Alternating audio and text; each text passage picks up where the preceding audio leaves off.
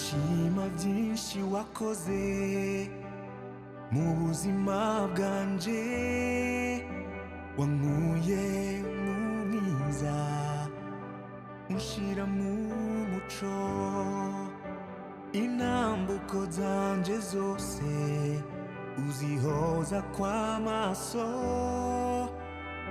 ijoro n'umutaga shimwe umukiza.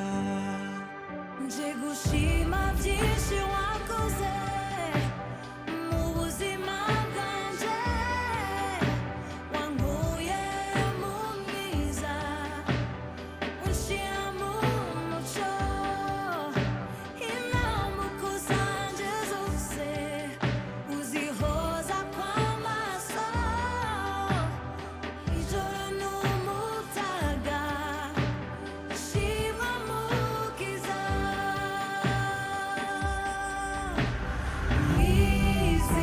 Mwizigirwa mw'ijambo ryose uvuga, Yesu we ntuhemuka, uhora uri wa wundi. Mwizigirwa mw'ijambo ryose uvuga, Yesu we ntuhemuka, uhora uri wa wundi. Mwizigirwa mw'ijambo ryose uvuga, Yesu we ntuhemuka, uhora uri wa wundi.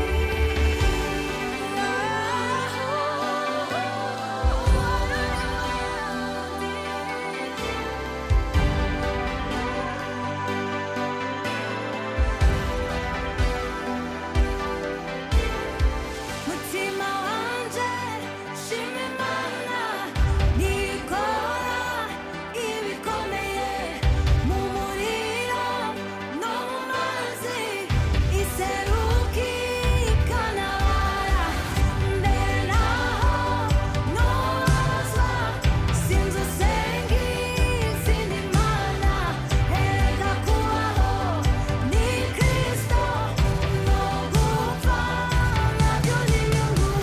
Mutima wanje shima Imana, nikora ibikomeye mu muriro no mu mazi, iseruka ikanabara, mbere naho nobabazwa, sinzi usenga izindi mana, erega kubaho ni Kristo, gupfa nabyo ni inyungu. Nje gushima byinshi wakoze mu buzima bwanje, wankuye mu mwiza unshira mu muco, intambuko zanje zose uzihoza kw'amaso, ijoro n'umutaga shimwe mukiza.